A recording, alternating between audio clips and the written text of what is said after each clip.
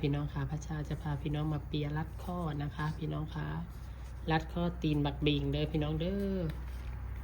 เปียไว้ก่อนค่ะ เวลาเราถ่ายคลิปมันจะได้เร็วนะพี่น้องค่ะ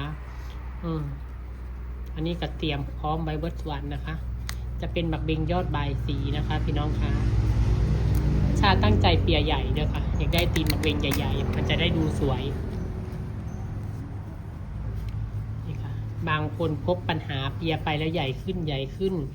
สาเหตุที่ใหญ่ขึ้นอยู่ที่ใบตองที่เราจีกยาวเกินไปหรือว่าสั้นเกินไป